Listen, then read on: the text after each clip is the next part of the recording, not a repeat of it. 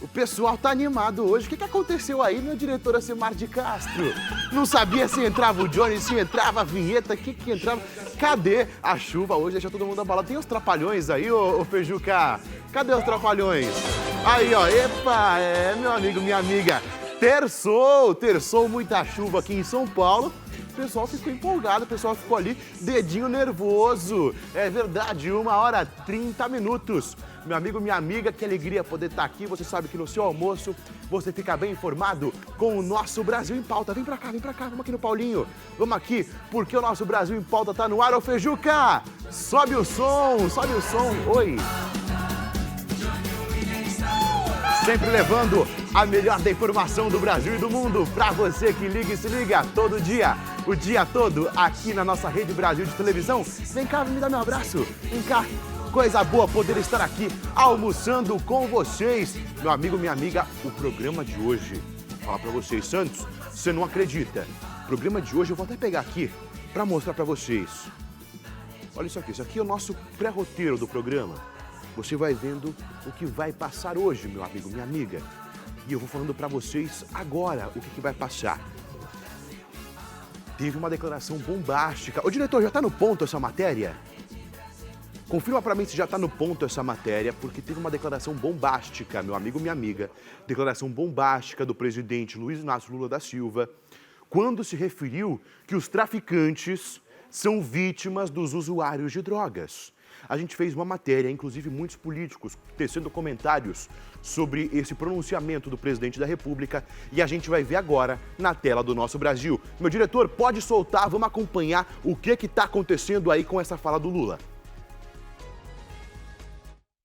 Eu assisti a um vídeo do presidente da República, eu achei que era produzido por inteligência artificial, mas infelizmente estamos em 2025 e é uma realidade no nosso país. O presidente da República dizendo que traficantes são vítimas dos usuários de drogas. Toda vez que a gente fala de combater as drogas, possivelmente fosse mais fácil a gente combater os nossos viciados internamente. Os usuários são responsáveis pelos traficantes, que são, vítimas dos usuários também. O mesmo presidente da República, que há pouco tempo atrás devia defender os coitadinhos que colocavam um revólver na cabeça das verdadeiras vítimas para roubar um celular só para tomar uma cervejinha. Esse cenário, esse pensamento, que é um pensamento do PT e da esquerda, é o reflexo do que nós estamos vendo na segurança pública nos dias de hoje. Por isso que a segurança pública é tão desafiadora. Eles tratam o bandido como coitadinho, como vítima da sociedade, e não são. Essa desconexão com a realidade, esses governos sucessivos de esquerda fizeram com que os criminosos avançassem cada vez mais e o poder punitivo do Estado, a falta de legislação para deixar bandido preso. Meu amigo, minha amiga, você acompanha agora a fala do secretário de Segurança Pública do Estado de São Paulo, Guilherme Derrite. Ele está aí fazendo comentários sobre a fala do presidente Lula, presidente Luiz Inácio Lula da Silva, que falou que os traficantes são vítimas dos usuários. Eu repito, que os traficantes são vítimas dos usuários, meu amigo, minha amiga. Você vai acompanhar agora a fala do Guilherme Derrite, secretário de Segurança Pública do Estado de São Paulo, e logo mais tem mais políticos. Vocês vão acompanhando, tem mais políticos aí comentando sobre este caso. E aqui a gente traz um apanhado geral. Coloca na tela, vamos acompanhar. Tornasse o cenário da impunidade, da reincidência criminal uma realidade no nosso país. Eu pergunto para você, esse vídeo aqui não é para falar sobre política, sobre direita contra esquerda. Eu pergunto para você que votou no PT, você concorda com isso? A grande maioria das vítimas no narcotráfico nem são simplesmente os usuários. São famílias, adolescentes recrutados, pessoas de... Meu amigo, minha amiga é de casa. Vocês acabaram de acompanhar a fala do Guilherme Derrite, secretário de Segurança Pública. Agora, quem fala é o governador do Rio Grande do Sul, Eduardo Leite. Ele também comentando sobre este caso, uma declaração polêmica de que os traficantes são vítimas dos usuários. Coloca na tela, vamos acompanhar a fala do Eduardo Leite. A liberdade, toda a sociedade é impactada. Segundo, que colocar o traficante como vítima inverte a lógica de responsabilidade.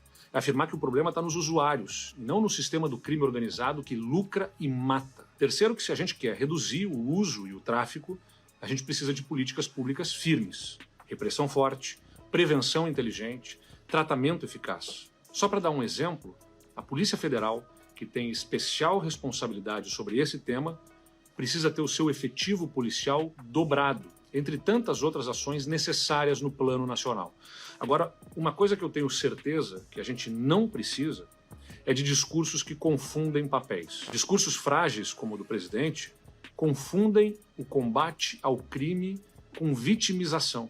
E a relativização das condutas criminosas prejudica o enfrentamento às complexas organizações que desafiam a lei e a ordem. A gente não pode aceitar isso. E é necessário que se compreenda que o Brasil que nós queremos precisa colocar a segurança da sociedade como absoluta prioridade nacional.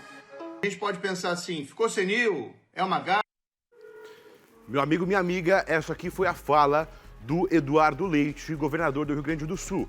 Agora, juiz Sérgio Moro também se pronunciou sobre esse assunto do presidente Luiz Inácio Lula da Silva, sobre que os traficantes são vítimas dos usuários. Coloca aí, ele é juiz e senador. Aí, eu só não lembro o estado que ele é senador. Ele é ex-juiz no Paraná e senador também. Você coloca ele agora, o senador pelo Paraná. Você vai ver o que ele disse sobre a fala do presidente Luiz Inácio Lula da Silva. É um lapso? Não, o Lula pensa isso mesmo. O entendimento do Lula e do PT sempre foi de que o criminoso é uma vítima da sociedade. O traficante, aquele que pratica violência, aquele que mata para dominar o mercado, aquele que envenena as pessoas e as famílias brasileiras, buscando apenas o lucro. Para o Lula, eles são as vítimas e os culpados são os usuários. É por isso que esse governo é frouxo no combate ao crime. É por isso que a gente está vendo a escalada da violência e o crescimento do crime organizado nesse país. Nós precisamos urgentemente de uma mudança de rumos. Não podemos ter na presidência alguém que favorece o criminoso. Olha, vamos lembrar, ele vetou o projeto de lei que proibia a saidinha dos presos nos feriados. Lula sempre tem gerado dificuldade no trâmite dos projetos de lei lá no Congresso que tentam aumentar o rigor contra o combate ao crime. Lula minimizou o roubo à Petrobras durante o governo dele e até hoje defende gente que foi condenada no caso do Mensalão, caso de corrupção do primeiro governo dele. Nós precisamos urgentemente de uma mudança de rumo no nosso país. Nós matamos o Pablo Escobar à toa. Meu amigo, minha amiga, você acompanhou agora a fala do ex-juiz e senador pelo Paraná, Sérgio Moro. Agora, um humorista falando também sobre esse caso. Você vê, quando a sociedade começa a falar pelos políticos, depois vem políticos, depois começam os humoristas, quem tem grande conotação na mídia, comentar sobre os casos, é porque a fala interferiu em muita gente. A fala cutucou muita gente. Aí eu faço uma pergunta para você, meu amigo, minha amiga. Coloca nossas redes sociais aqui na tela do nosso Brasil. Vocês acham que o presidente Luiz Inácio Lula da Silva está certo em falar de que os traficantes são vítimas da sociedade, ou vocês acham que ele não está certo? Comenta lá nas nossas redes sociais, @Brasil em Pauta RBTV, @JohnnyWilliamReal. Você acompanha e a gente vai ver agora a fala do humorista Marcelo. Pode soltar no Brasil. Uá! Era só dar um abraço nele e falar, fica assim não, cara, não fica assim não. Fernandinho Beiramar, 30 anos preso injustamente, podia estar no Detal com a família, com os filhos, com a AK-47 dando tiro pro alto, cara. Ele vai abrir agora o Bolsa Traficante agora, vai ter o Bolsa Traficante. Eles vão montar o TVDU, Traficante Vítima dos Usuários. Vai ter o encontro dos traficantes. Os traficantes falam, opa, tudo bem? Eu sou Cleito.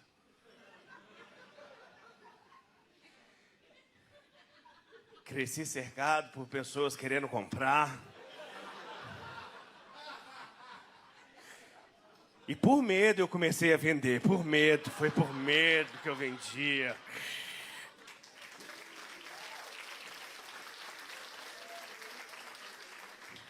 O outro, quem é a primeira vez que está aqui? Ele fala, eu. Felipe aqui. Ô Felipe, seja bem-vindo, obrigado. O que você tem, Felipe? Ah, eu estava 3 dias sem vender. Estava parado na biqueira. Vi um carro importado vindo, falei, não posso deixar ele chateado. Já não bastava roubar o celular, só para comprar uma cervejinha. Agora os traficantes são as vítimas da sociedade. Meu amigo, minha amiga, essa fala do presidente é, no mínimo, muito infeliz e principalmente descolada da nossa realidade. A gente vê comunidades sendo afetadas pela violência do tráfico. E aí o presidente faz uma fala onde diz que o traficante é vítima dos usuários. Embora o debate sobre as causas sociais e econômicas que levam alguém ao crime seja legítimo, colocar o traficante no papel de vítima inverte valores e confunde responsabilidades. O país precisa de políticas públicas eficazes de prevenção, educação e combate às drogas.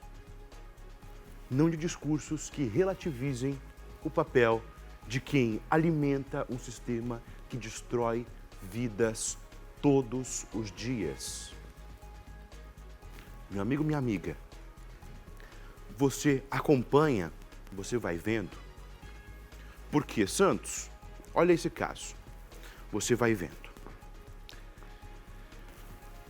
Onde o presidente fala que o traficante é vítima do usuário, ele está colocando todas aquelas pessoas que sofreram dia após dia, não só as pessoas usuárias de drogas, mas bem como as famílias deles também, que sofrem junto, dia após dia, na tentada de retirar das drogas, na reabilitação dessas pessoas.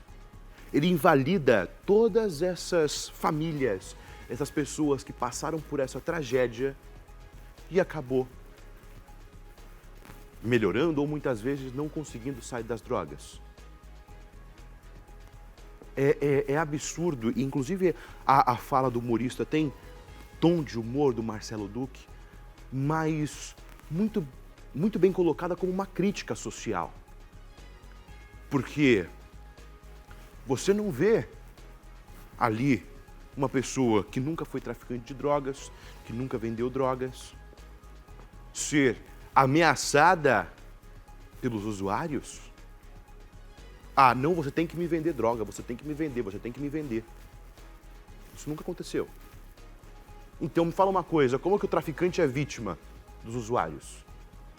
Como que uma pessoa que devasta a vida dias após dias é vítima de alguma coisa? A nossa lei não pune o usuário. A nossa lei pune quem trafica. E aí como é que o traficante é vítima? Se a nossa lei penal criminaliza a venda de drogas no país. A gente ainda tem um tweet do presidente Luiz Inácio Lula da Silva para a gente continuar. Ele fez uma retratação. Enche a tela do Brasil. Vamos acompanhar, meu amigo, minha amiga. Colocada nessa quinta, e quero dizer que meu posicionamento é muito claro contra os traficantes e o crime organizado. Mais importante do que as palavras são as ações que meu governo vem realizando, como é o caso da maior operação da história contra o crime organizado, o encaminhamento ao Congresso da PEC da Segurança Pública e os recordes na apreensão de drogas no país. Continuaremos firmes no enfrentamento ao tráfico de drogas e ao crime organizado. Meu amigo, minha amiga, vem para mim. É uma fala muito pertinente, é um tweet muito pertinente aí do presidente Luiz Inácio Lula da Silva. Mas se ele tem esse posicionamento, por que, se eu não me engano, na Indonésia, ele fez esse pronunciamento falando que os traficantes são vítimas? é um tanto quanto contraditório. Ele mesmo falando, um vídeo dele falando, na Indonésia, se eu não me engano, meu diretor me corrija se eu estiver errado, falando sobre isso, e depois um tweet, sem vídeo, sem nada, só com uma explicação. Me causa estranheza, Santos. Me causa grande estranheza. Mas a gente vai em frente e qualquer atualização desse caso, a gente volta falando com vocês. 1h46. Uma tragédia no Ninho do Urubu, que matou 10 jovens jogadores do Flamengo em 2019 e voltou a chocar o país. Dessa vez, pela decisão da Justiça de absolver os réus. Você acompanha agora na tela do Brasil o que aconteceu depois de alguns anos sobre a tragédia no Ninho do Urubu. A Justiça do Rio absolveu todos os réus do caso do incêndio no Ninho do Urubu, onde morreram 10 adolescentes atletas do Flamengo em 2019. A decisão é assinada pelo juiz Tiago Fernandes de Barros. Os jovens dormiam dentro de um container, uma instalação provisória, quando o fogo começou, com a suspeita de que o incêndio tenha começado na realidade após um curto-circuito em um ar-condicionado que ficava ligado 24 horas por dia no local. O fogo se alastrou devido ao material do container, segundo a investigação. Na época do incêndio, o Ninho do Urubu não tinha alvará de funcionamento, segundo a Prefeitura do Rio. Todas as vítimas eram atletas da base do time, tinham entre 14 e 16 anos. 3 pessoas também ficaram feridas. 11 pessoas respondiam pelos crimes de incêndio culposo qualificado, com resultado da morte de 10 pessoas e lesão corporal grave em 3 vítimas. Entre os réus estava o ex-presidente do clube, Eduardo Carvalho Bandeira de Melo. De acordo com a decisão do juiz, a absolvição dos réus foi fundamentada na ausência de demonstração de culpa penalmente relevante e na impossibilidade de estabelecer um nexo causal seguro entre as condutas individuais e a ignição. Parentes das vítimas ficaram indignados com a decisão. A balança parece ter ficado longe das vítimas. Meu amigo, minha amiga, como que uma tragédia, eu conversando com o meu diretor aqui nos bastidores, você deixa seu filho vivo, bem, em vida, quando você vai buscá-lo, sabe o que acontece? Você o encontra sem vida. 10 vidas interrompidas, sonhos queimados e ninguém responsabilizado. Justiça que tarda já é falha. Justiça que absolve diante de tanto sofrimento é crueldade com as famílias. Como que absolveram os réus, eu não consigo entender. Não consigo entender de verdade, meu amigo, minha amiga. É muito triste a gente ver histórias como essa. Comentando sobre o caso ainda, voltando só um pouquinho, meu diretor, se me permite, no caso do Luiz Inácio Lula da Silva, que falou que os traficantes são vítimas da sociedade, a gente tem alguns comentários aqui nas nossas redes sociais. A gente tem o UOL, ele está comentando aqui com a gente, o UOL _1503 mandou aqui pra gente, abre aspas, absurdo o que o Lula falou, mas Moro tem a razão, a esquerda pensa assim mesmo. Esse foi o comentário dele nas nossas redes sociais. Puxa vida, e aí você vê que é o sentimento de impunidade mesmo, um sentimento de revolta do brasileiro no momento em que um presidente, um estadista, fala uma barbaridade e o povo brasileiro se revolta. Autoridades, humoristas, o povo se revoltando aí nas redes sociais. 1h50. A aparição de orcas na orla do Rio de Janeiro surpreendeu banhistas e chamou a atenção de biólogos marinhos. Os animais foram vistos, olha isso, Santos, foram vistos próximos à costa, possivelmente em busca de alimento ou seguindo uma rota de migração para regiões mais quentes. Você acompanha agora as orcas que foram vistas na orla do nosso Rio de Janeiro. Um grupo com 5 orcas, incluindo o filhote, foi flagrado nadando nas águas da Barra da Tijuca, zona sudoeste do Rio, neste domingo. O registro foi feito pelo oceanógrafo Tato Slerka, que estava com a família quando avistou os animais. As imagens mostram as orcas se deslocando próximas à linha d'água. A presença de orcas no litoral brasileiro pode estar relacionada à busca por alimento ou a rotas migratórias.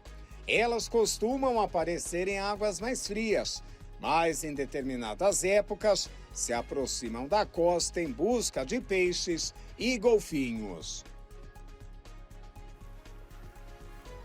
O encontro raro encanta, mas também alerta para as mudanças no comportamento da vida marinha.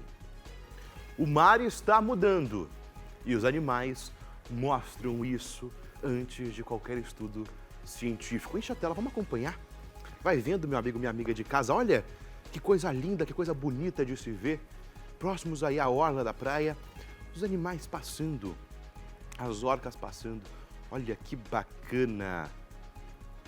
É muito bonito e, inclusive, a gente sempre fala aqui, o Rio de Janeiro continua lindo, agora com a presença das orcas, mais ainda, mais bonito ainda, mais encantador, tá aí o Rio de Janeiro com a presença das orcas passando pela orla no Rio de Janeiro. Meu amigo, minha amiga, olha esse caso, vamos aqui na 3. Um professor foi agredido pelo pai de uma aluna. Daí tudo bem, quer dizer, tudo bem não era para acontecer. Mas sabe qual que foi o motivo? O professor, olha isso, Santos, o professor ter repreendido a aluna por usar o celular na sala de aula. É isso mesmo, o pai da aluna foi, agrediu o professor, só porque o professor falou assim, ó minha filha, aqui não é lugar de usar o celular não, guarda o celular porque aqui é hora de prestar atenção na aula. E o professor foi agredido pelo pai. Vamos ver, coloca na tela, vamos acompanhar essa matéria. Um professor de 53 anos foi agredido com 9 socos por um pai dentro do Centro Educacional 4 Guará, no Distrito Federal, após pedir que uma aluna parasse de mexer no celular durante a aula. O pai foi identificado como Tiago Leme Souza e deve responder pelos crimes de lesão corporal, injúria e desacato. Câmeras de segurança registraram a agressão. As imagens mostram o momento em que o homem entra na sala de coordenação e dá uma sequência de socos na cabeça do educador, que tenta se proteger enquanto é contido por outros funcionários. Nas imagens, ainda é possível ver a filha do agressor tentando separar a briga e aplicando o mata-leão no próprio pai para impedir que ele continuasse as agressões. O agressor vai responder em liberdade por lesão corporal, injúria e desacato. Mais do que uma bronca, o caso evidencia o desrespeito crescente com os professores. A educação precisa de autoridade e de respeito e a violência nunca pode ser a resposta. Olha isso, bota as imagens na tela do Brasil. Você vai vendo, meu amigo, minha amiga. Olha esse caso. Para você que não sabe o que está acontecendo, ligou a televisão agora, você vai acompanhar. Um pai agrediu o professor simplesmente porque ele falou para a filha que não pode mexer no celular. Não pode mexer no celular dentro da escola. Olha que absurdo, meu amigo, minha amiga. Será possível uma história dessas? Até onde vai a violência no nosso país? Professores, dia após dia, sendo agredidos com brutal violência, simplesmente por fazerem a lei ser cumprida. Porque para você, meu amigo, você, minha amiga, que não sabe, pelo menos eu acho que aqui em São Paulo é. Não sei se no Brasil todo é. Meu diretor podia me confirmar essa informação. Mas de que usar o celular na escola não pode mais. Muitas escolas não deixam usar. E parece que até agora as escolas públicas têm uma lei que não pode, que não deixam mais usar. Então, um professor que apenas estava fazendo ali a lei ser cumprida, apanhou covardemente de um pai de uma aluna, simplesmente por falar que não pode usar o celular dentro da escola. 1h55. Vamos para o trânsito de São Paulo. A gente vai acompanhar agora trânsito em São Paulo. Meu amigo, minha amiga, eu vou falar uma coisa para vocês. Aí essa Salim Faramaluf está tranquila. Mas o trânsito que eu peguei hoje não tá de brincadeira. 2h40. O trajeto que eu demoro 1h20, eu demorei 2h40 para chegar hoje aqui na emissora. Vocês acompanham agora a zona leste de São Paulo, aí a Avenida Salim Farah Maluf. Pode voltar ali, meu diretor, volta ali um pouquinho. Vamos voltar ali para a Avenida Salim Farah Maluf. Vocês acompanham o trajeto sentido o centro da cidade.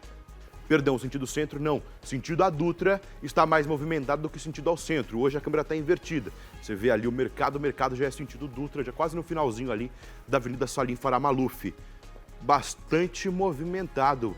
E ali você vai ali sentido Luiz Inácio Genha Mello, sentido Anália Franco, sentido centro da cidade de São Paulo. Vamos para a próxima imagem. Envie sua sugestão para a gente, 11 96422 0002. Estamos aí na Henrique Schaumann com a Avenida Rebouças. Henrique Schaumann com a Avenida Rebouças. Você vai acompanhando aí o trânsito em São Paulo, meu amigo. Consolação com a Caio Prado, meu amigo, minha amiga de casa, vocês acompanham agora a Consolação com a Caio Prado. Bastante trânsito também, bastante fluxo de carros. Aí estamos aí na 9 de julho com Cidade Jardim, Avenida 9 de julho com Cidade Jardim, também fluxo de carros intenso. Aí com as fortes chuvas que está acontecendo agora aqui em São Paulo, capital. Vocês acompanham agora o Ibirapuera. Olha aí, meu amigo, minha amiga, o Ibirapuera também bastante fluxo de carros, sempre aí cheio, o Ibirapuera nesse horário, não é verdade? Vem para mim, olha isso, meu amigo, minha amiga. O governo de São Paulo promoveu no dia 18 o dia de multivacinação. A ação faz parte da campanha, vamos aqui com o Paulinho, é isso mesmo. A ação faz parte da campanha para imunizar todo mundo com as questões da gripe, da Covid, do influenza. E você vai acompanhar a matéria agora aqui no nosso Brasil em Pauta. O governo de São Paulo, por meio da Secretaria de Estado de Saúde de São Paulo, promove neste sábado, dia 18, o dia D da multivacinação, com unidades básicas de saúde abertas em todo o estado, das 8 horas às 17 horas. A campanha tem como objetivo aumentar a cobertura vacinal e prevenir doenças imunoprevisíveis, principalmente entre crianças e adolescentes de até 15 anos. A campanha de multivacinação, lançada no último dia 6, vai até o dia 31 de outubro e disponibiliza todas as vacinas previstas no Calendário Nacional de Vacinação, sendo elas BCG, hepatite B, penta, poliomielite inativada, rotavírus, pneumocócica 10 valente, febre amarela, influenza, Covid-19, tríplice viral, sarampo, cachumba e rubéola, varicela, DDP, hepatite e HPV.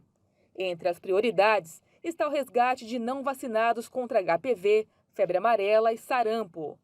O governo paulista criou o portal Vacina Sem Dúvidas, com as 100 perguntas mais frequentes sobre vacinação nos buscadores da internet. A página pode ser acessada pelo endereço vacinasemdúvidas.sp.gov.br. E ainda dá tempo de se proteger. A campanha segue até o dia 31. E é hora de correr e colocar a vacinação em dia. Mais aí do que uma obrigação, vacinar é um ato de cuidado coletivo e responsabilidade com a saúde pública, meu amigo, minha amiga. Olha aí, acho que eu vou me vacinar em Santos.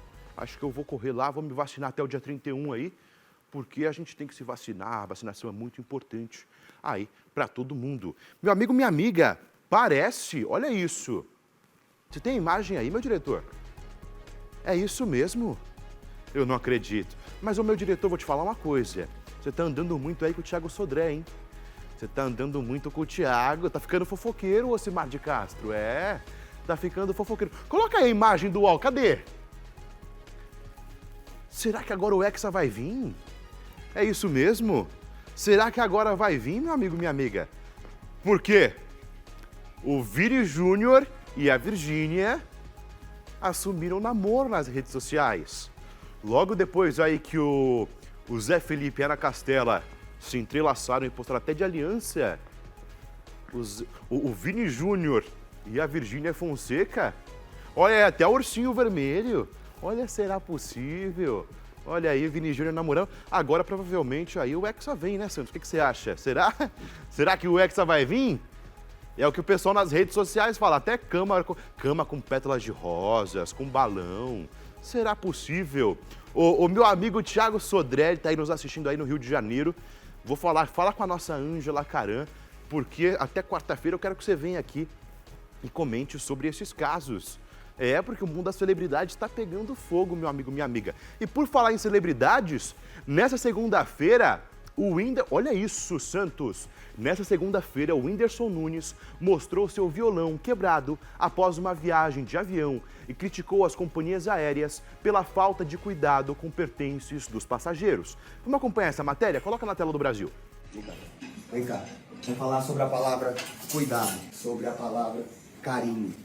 Oi, cachorro. Sobre a palavra amor. Esse é o problema que eu tenho passado das linhas aéreas.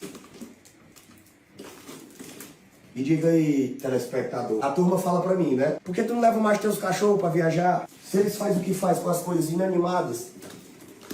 Ó, esse aqui é o segundo violão que acontece isso em viagens. E a minha vontade aqui não é de causar mal a ninguém, nem a demissão de ninguém, nem fazer mal à vida de ninguém. Eu sei que todo mundo trabalha, tá todo mundo estressado, tá todo mundo sem saber o que fazer, tá tudo caro, tá tudo difícil. Tá difícil manter o amor enquanto faz o trabalho. Mas, pô, isso aqui, cara...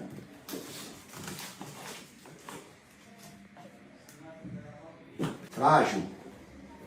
Vou tampar aqui. Frágil. Bota pra cima. Não sei se ligaram muito pra direção disso aqui não. Caralho. Aí me causa reflexão também sobre a palavra destruição, né? Que diz que depois da destruição vem a reconstrução. É o que diz Shiva, né? Na religião hindu. Mas e aí como é que reconstrói isso aqui? Como é que... Complicado, viu? Então assim, é só pedir pra você... o trabalhador brasileiro, você que trabalha em qualquer área, vamos refletir ao redor das palavras carinho, atenção, cuidado. Pra gente poder ter as coisinhas, né, mano? Porque toda vez a gente leva as coisinhas, quando vê as coisinhas tá quebradas, mano, você pega as coisinhas suas, com maior carinho, faz com carinho, amor e respeito, hein? Pá, outro vem. Ainda chega no ponto da palavra justiça, direito. O que é justiça? É equidade, entendeu? Aqui não ficou equidade, aqui cortou o negócio, quebrou. Tivesse pelo menos ficado com uma banda e eu ficado com a outra, era a equidade, né? Que era um pra vocês que quebraram, o outro pra mim, que é o dono da coisa. É doido, rapaz, se fosse uma pessoa, tinha quebrado o pescoço mesmo, bicho. Tem coragem de me entregar, mano. Essa gravata aí, mano, é o que essa gravata? Eu sou rebelde, mano. Eu não sigo os demais. Caracoles. É chocante. É chocante a gente ver a falta de cuidado das companhias aéreas. Meu amigo, minha amiga, eles cobram e cobram caro pela bagagem despachada. Mas e o cuidado com os nossos pertences? E o cuidado com as nossas malas? Isso não existe, né? Não existe por parte deles. Esse caso é um alerta sobre como descuidos afetam a vida dos brasileiros. É isso mesmo. Aliás, não só dos brasileiros, de todo mundo. As companhias aéreas não estão nem aí com a sua bagagem. Entregam a bagagem ainda com a maior cara de pau, todo quebrado, envolvido ainda num durex. Ah, será possível? Olha a tamanha cara de pau, viu, meu amigo, minha amiga? É isso mesmo, eles cobram mais do que cobrar o dinheiro, as empresas precisam praticar. E a gente precisa também educar ali os funcionários das companhias aéreas, dos aeroportos, quando eles colocam a bagagem, para ter muito cuidado. Porque muitas vezes, Santos, pegam a bagagem assim e arremessam a bagagem de qualquer jeito. Sem saber se tem vidro, sem saber se é um violão. Quebram e não estão nem aí. Sabe por que eles fazem isso, Santos? Sabe por que não tem conscientização dos funcionários? Porque a impunidade corre solta. Vamos falar. Quantas vezes já chegou aí uma mala quebrada, alguma coisa dentro da sua mala quebrada quando você despachou uma bagagem? Diversas vezes. Exatamente. Então a sensação de impunidade corre solta. Eles fazem isso, quebram as bagagens, no final do mês a empresa vai lá, paga o funcionário, tudo certinho. Então a sensação de impunidade corre solta. E digo mais ainda, Santos. Muitas vezes as pessoas nem reclamam das bagagens quebradas. Então, assim, se a pessoa não reclama, o que a companhia aérea vai fazer? Nada. É um absurdo a falta de respeito e de atenção com as malas despachadas das pessoas que embarcam dia após dia aí nas companhias aéreas. 1h06, um ladrão de moto assaltou uma família. Olha esse caso, Santos. Isso que aconteceu aqui em Perdizes, em São Paulo. Um criminoso de moto. Isso aqui é um táxi aqui em São Paulo. Esse caso aconteceu em Perdizes, aqui em São Paulo. Esse é um táxi, até aí tudo bem. É uma família descendo, o filho de uma senhora idosa, a cuidadora e a senhora. O filho já tinha saído, a cuidadora já tinha saído e estavam ajudando a idosa a sair do carro. No que eles estavam ajudando a senhora a sair do carro, chega um criminoso de moto, leva os celulares, leva as alianças antes de fugir. Coloca na tela do Brasil, eu quero acompanhar esse caso. Na rua Coronel Melo de Oliveira, um ladrão de moto roubou o celular de uma família que retirava uma idosa cadeirante do táxi após uma ida ao médico. O criminoso levou a aliança do filho da idosa e a aliança da cuidadora, que acompanhava a família na retirada da idosa do veículo. A família relatou que ficou muito assustada com a abordagem. Eles disseram que na região não se vêem rondas policiais e que todos os dias acontecem assaltos semelhantes promovidos por motociclistas. O Brasil News tem mostrado com frequência flagrantes de roubos no bairro, um dos mais valorizados da Zona Oeste de São Paulo. A Secretaria de Segurança Pública garante que o policiamento foi reforçado na região e que houve uma redução na criminalidade na área do 23º DP, responsável pelo bairro. Será possível um ato de covardia e de crueldade?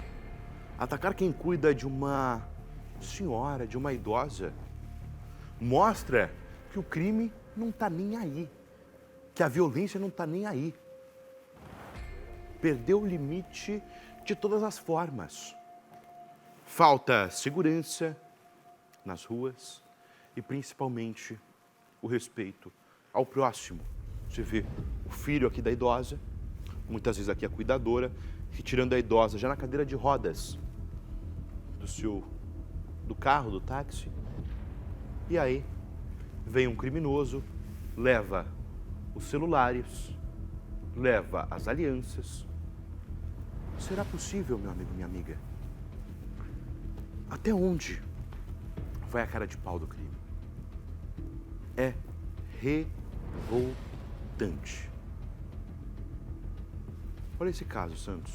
Um episódio curioso agitou a cidade de Ibiá, em Minas Gerais. Mas por que será que agitou a cidade? Você sabe, Santos? Você sabe, Paulinho? Não sabe? Vou contar pra vocês. É isso mesmo. Um boi invadiu um supermercado. Coloca as imagens, olha isso. Você vai vendo, meu amigo, minha amiga, agora. Um boi invadiu um supermercado em Ibiá, Minas Gerais. O animal causou correria e viralizou nas redes sociais. Você vai vendo, olha isso. Ele tá dentro de onde aí, ó? Olha aí, ele tá no frigorífico, é isso? Ele tá no açougue? Puxa vida! Será possível? Entrou... Meu filho, sai daí o quanto antes. Pelo amor de Deus, sai daí o quanto antes. Se ficar aí é perigoso. Não dá, é perigoso. Se pega um açougueiro aí, o açougueiro já te bota no freezer. Não dá, não. Pelo amor de Deus. Toma cuidado. Ô, Simar de Castro, o que é isso? Cadê a sensação? Não, mas cadê a sensação? Como é que a gente pode dizer? Aquela, em Santos, me fugiu a palavra aqui agora. A sensação de sobrevivência. Cadê a sensação de sobrevivência do boi? Vai vendo, meu amigo, minha amiga. Olha o açougueiro correndo. Quando o boi começa a chegar. Você vai vendo. Olha agora. Ó o açougueiro correndo. Oi! Foi embora. O açougueiro foi embora. Mas cadê a sensação de sobrevivência desse boi? Entrar dentro do açougue? Será possível? Meu amigo, ele não conhece essa música, né? Sobe o som. Tem aí, volta um pouquinho. Não conhece essa música. Será possível?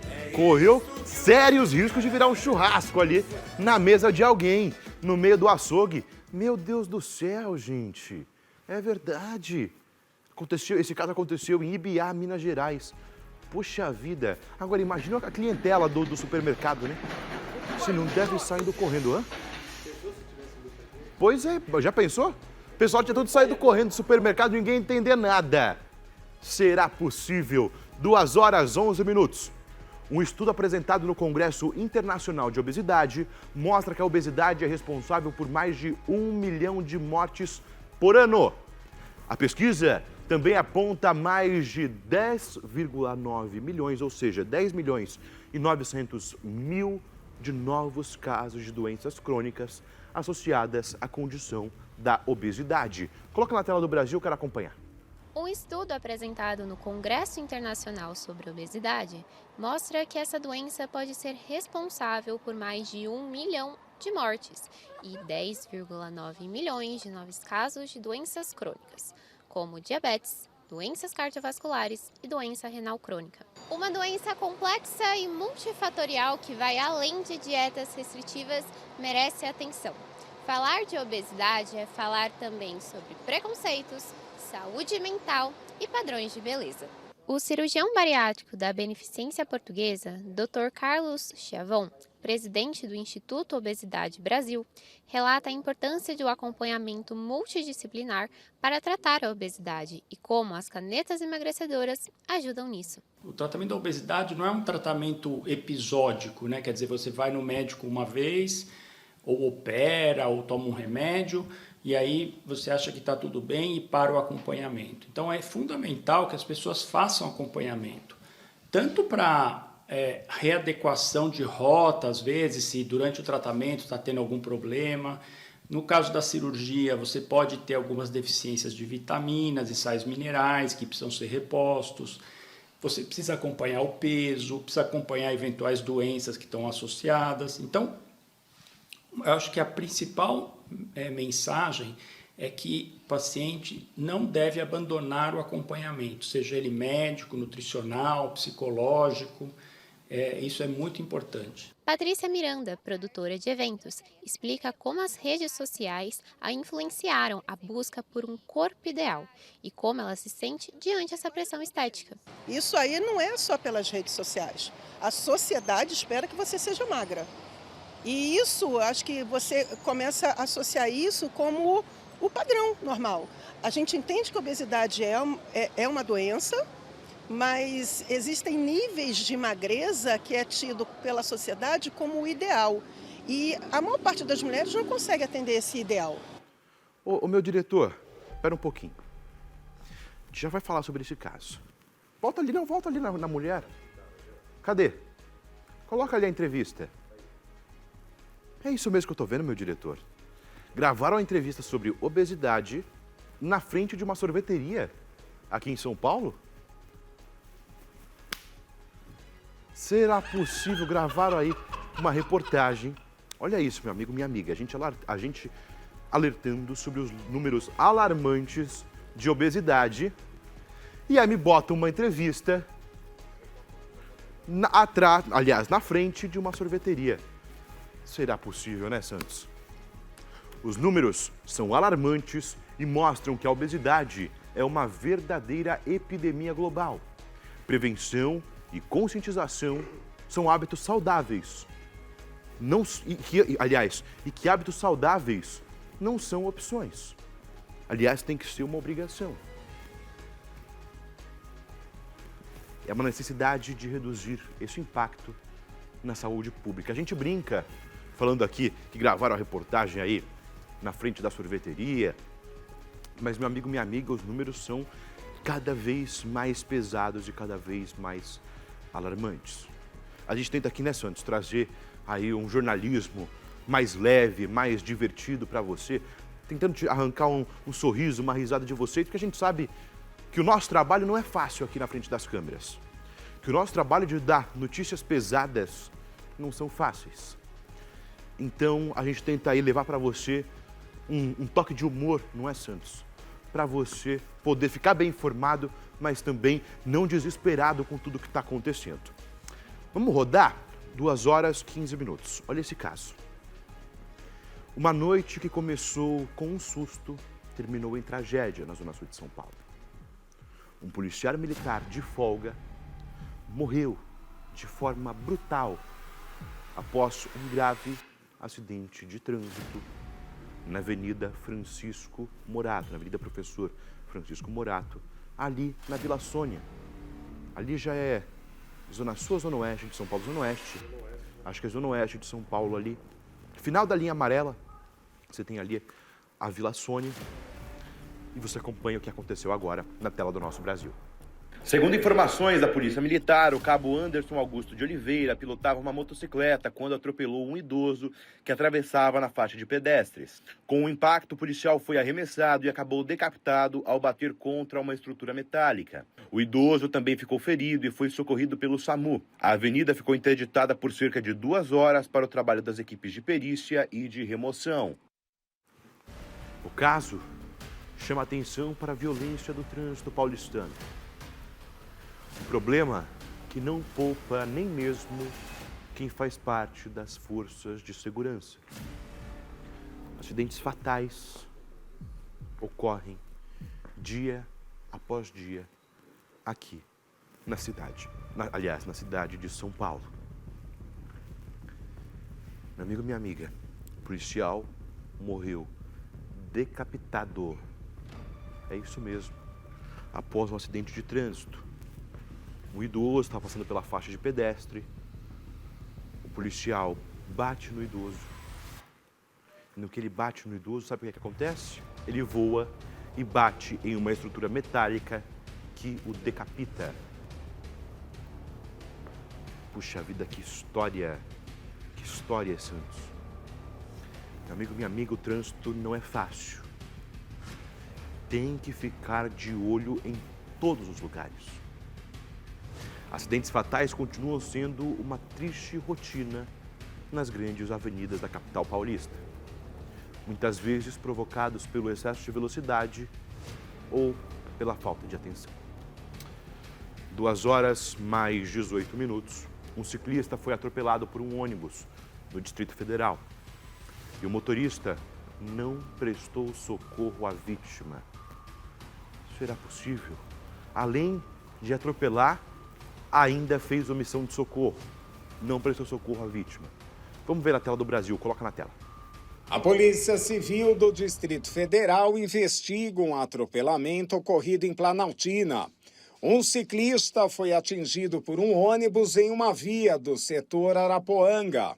De acordo com o registro da ocorrência, o motorista não parou para prestar socorro ao pedestre e seguiu viagem após o acidente.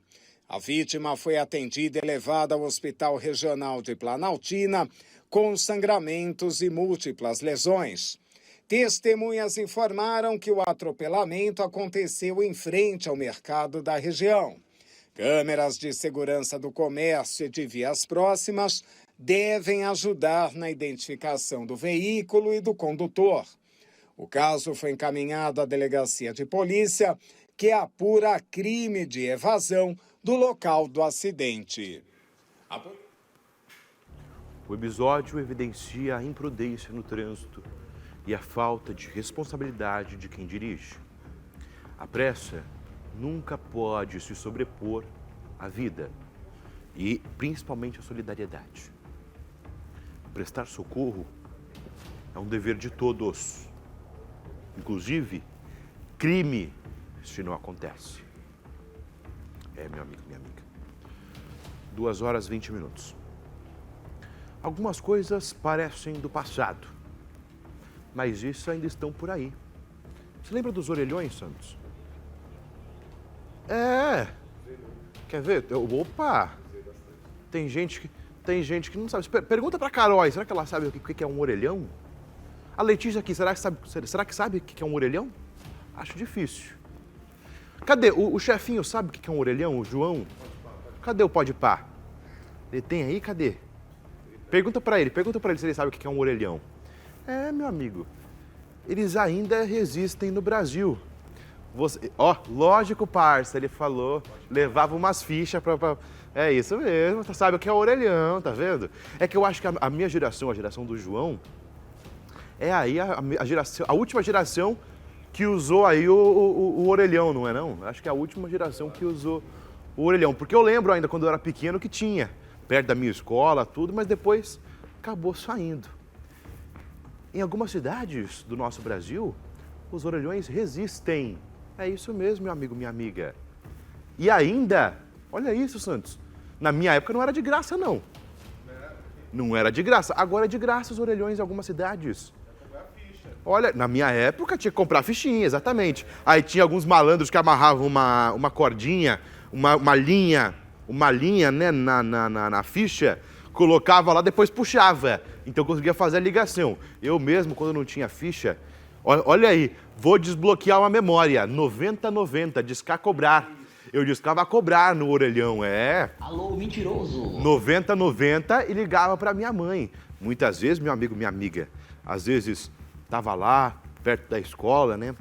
Ali já estava na hora de ir embora, minha mãe não chegava, eu sem dinheiro para comprar a ficha, 9090, discava no orelhão, aí só via aquela chamada a cobrar, para aceitá-la, continue na linha após o bip. E aí minha mãe ficava, filho, não me liga a cobrar, não faz uma coisa dessas. Agora, os orelhões estão gratuitos. Vamos acompanhar essa matéria que é muito bacana, coloca na tela do Brasil. Cada vez mais raros os orelhões ainda resistem em algumas cidades brasileiras. São 39.300 aparelhos espalhados pelos 26 estados, segundo dados da Agência Nacional de Telecomunicações, a Anatel.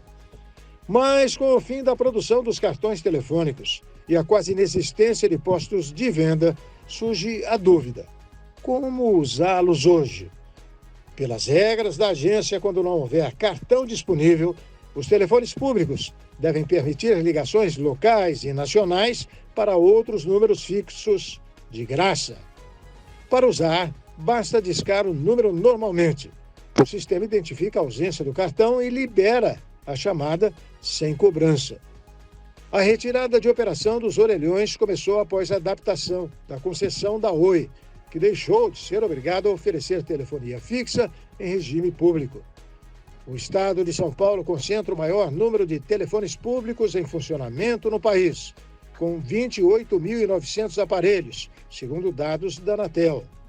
Em seguida aparecem a Bahia, o Maranhão e Minas Gerais. Para se ter uma ideia de como esse número é pequeno, em dezembro de 2007, o país contava com 1.100.000 telefones públicos em funcionamento. E uma curiosidade, o design do orelhão foi criado pela arquiteta chinesa Xu Ming Silveira, que chegou ao Brasil ainda criança, em 1950. Já em 1966, trabalhando na Companhia Telefônica Brasileira, criou o modelo que conhecemos até hoje. Olha aí que legal, meu amigo, minha amiga, é muito bacana. Em tempos de tecnologia e internet, os orelhões são um símbolo de resistência e principalmente de inclusão. Pode até parecer relíquias, mas continuam cumprindo um papel social importante, que é garantir que ninguém fique aí sem comunicação. Agora, aqui em São Paulo, para quem conhece, o Santos até me comentou aqui, tem o orelhão de Itu, né? Que é aquele orelhão gigante, enorme, meu amigo, minha amiga. Se vocês verem, tem imagem aí, tenta pegar aí, Ocimar de Castro, o orelhão de Itu. Meu amigo, é muito bacana. Olha, desbloquearam uma memória muito bacana aí dos brasileiros na época do orelhão. O telefone na época era muito caro. Não é, Santos? O telefone na época era muito caro, fazer alguma ligação. Então você comprava a fichinha, colocava no orelhão. Logo depois tinha o cartãozinho, né? Você passava o cartão. Exatamente. Alguém ligava aqui no orelhão, o Santos lembrou bem. E aí, alguém atendia, o vizinho ia correndo para chamar, para voltar, e a pessoa conseguia atender. Aí o orelhão. Aqui em São Paulo não tem mais, né, Santos? Aqui na capital eu não vi. Lá em Arujá também não tem. Olha, mas é muito bacana aí os orelhões. que bacana, não é? Ó, vamos ver se a gente acha o orelhão de Tu, depois a gente traz aqui. Olha esse caso. A influenciadora conhecida por fazer apologia à maconha nas redes sociais, agora é procurada pela polícia. O caso levanta debate sobre os limites da influência digital e o uso irresponsável nas redes sociais. Coloca na tela do Brasil, vamos acompanhar. A digital Melissa Said é o principal alvo da Operação Erva Afetiva contra um grupo criminoso envolvido no tráfico interestadual de drogas e na lavagem de dinheiro. Ela está com mandado de prisão em aberto e é procurada pela Polícia Civil da Bahia. 3 pessoas foram presas na manhã desta quarta, durante o cumprimento de mandados judiciais. As investigações conduzidas pelo Departamento Especializado de Investigação e Repressão ao Narcotráfico identificaram que a influenciadora fazia apologia ao uso de drogas nas redes sociais, sendo atribuída a ela também a comercialização, armazenamento e distribuição de maconha em Salvador. As apurações apontam ainda que a investigada mantinha fornecedores nos estados da Bahia e de São Paulo. Melissa Said é baiana e se caracteriza como ervo-afetiva. Ela é embaixadora do grupo Bem Bolado Brasil. Nas redes sociais, ela costuma compartilhar vídeos com elogios e em que aponta benefícios do uso da maconha. Meu Deus do céu! Transformar crime em conteúdo e droga em estilo de vida não é liberdade de expressão, não. É irresponsabilidade mesmo. Quando o alcance supera o bom senso, a influência vira perigo. Agora, a vida dessa moça aí, se fosse um filme, teria essa trilha sonora, né? Sobe o som. Sobe o som.